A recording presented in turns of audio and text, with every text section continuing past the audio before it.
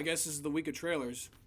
But hey, I'm not complaining. So we finally got the first trailer to No Time to Die. This is Daniel Craig's last movie as James Bond. It's actually extremely sad when you think about it. I think Daniel Craig is the best James Bond ever. I think he plays him perfectly. He has suave, he's smooth, he's extremely smart, he's funny, but also there's a dark past to his character. His character is a very dark person, and he plays it so well. So I really hope this last movie is going to be good. The trailer starts out immediately. There's a car chase. He's talking to that blonde chick from Spectre. Spoilers for Spectre. At the end of the movie, he just goes away with this blonde girl. I didn't really believe in their romance, to be honest, but they go away. They go live a happy life. And Christoph Waltz gets captured. Apparently she betrayed him, which sucks because that happened to him before. So he's like, yeah, screw this. And he just Tarzan's off the bridge. That was a cool shot, though, by the way. A lot of this trailer has cool shots. Then M, Voldemort, he's looking for Bond. He doesn't know where he is. Sounds like Bond's been hiding for a while. Then Bernard comes out of nowhere. God, it's good to see him back in this movie because he was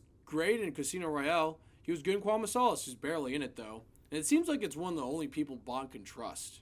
Bond can only trust like 5 people, and he's one of them. So I'm glad to see that he's back. He needs a favor from Bond. We don't know what it is, but it must be pretty important if Bond's going to get involved. Then we get introduced to a new Bond girl.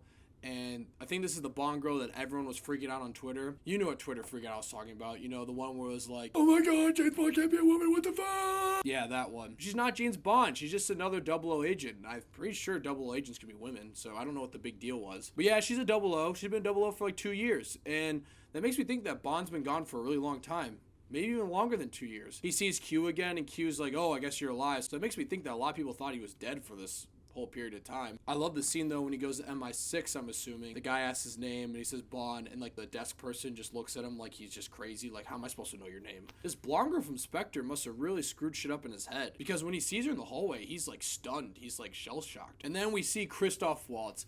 Thank God Christoph Waltz is this movie. My biggest complaint about Spectre, I have a lot of complaints, but my biggest complaint was I feel like they wasted Christoph Waltz, his character, in the movie. I feel like his character was kind of boring. He didn't really do much. I feel like it was a waste because Christoph Waltz just seems like he was born to play a Bond villain. So I'm glad he's back in it. I don't know if he's going to be doing much because he's not the main villain, but I'm just glad he's back and he'll probably do some other things. Then we get the first look at the real villain in this movie. And oh yeah, Freddie Mercury, baby, as a Bond villain. I think Rami Malek's gonna kill it. He was so good in Bohemian Rhapsody, and he was so good in Mr. Robot. I think he was also born to play a good Bond villain, and I think he's gonna do a great job. And yeah, he looks pretty scary. That's some scary shit right there. Love that shot though. When he's talking to Bond, he's saying that he's looking at reflection. So does that mean he was a 002? Which makes me think a lot of this movie is a lot like Skyfall, just from off the trailer. Think about it. Bond's been gone for a while.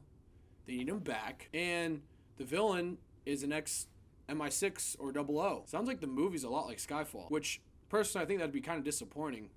But if they pull it off and it's good, I won't complain. I do say though, my only gripe about this trailer is I swear they showed way too much for the first trailer. They showed a lot of kind of what the plot's gonna be, kind of like where it's going. Like I said, it feels like Skyfall. Kind of wish they showed a lot less. You don't really need to show much for people to go see a Bond movie. I mean, everyone's gonna go see a Bond movie. Think about the first Skyfall teaser. That was a great teaser. No, you have no idea what was going on. You have no idea what they're talking about. And they showed like a lot of cool action scenes. It's only like a minute and a half long.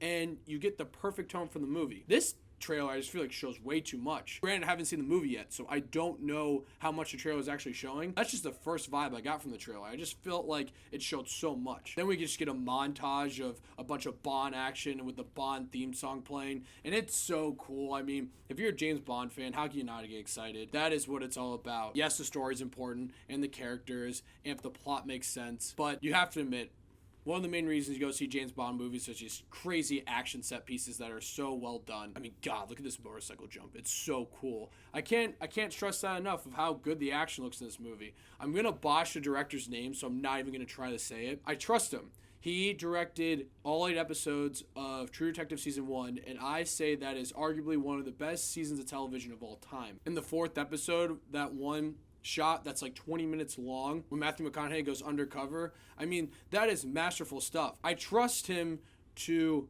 make a good Bond movie with good action and great set pieces and great shots.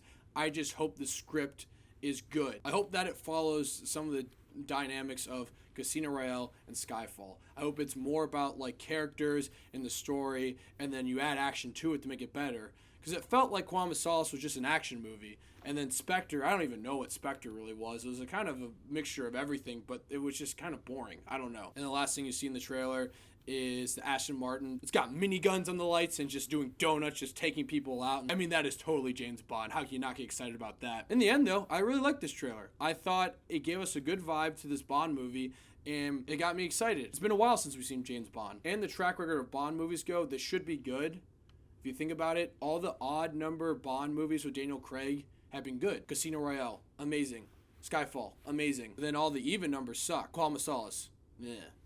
Spectre, yeah. So that makes me think No Time to Die should be good. And it's Daniel Craig's last movie as Bond, so I really hope they knock it out of the park and set him off in a great way. Hey, who knows? This might not even be his last movie. He said for a while he's hated playing James Bond, and he said he was done. But then they offered him like a dickload of money. I can only imagine what the meetings were going on like a few years ago when they were pitching him this movie. All right, guys, I am done with James Bond. I'm done. It's dead now. Find your new Bond. I'm done. I'm tired of playing him. It's over. It's done. It's dead. It's done. What if we gave you $20 million? Well, I guess there's no time to die. So the first trailer to No Time to Die. Please let me know what you guys think of the trailer. Thank you guys so much for watching, and click here to see more of Davey Dave's Takes.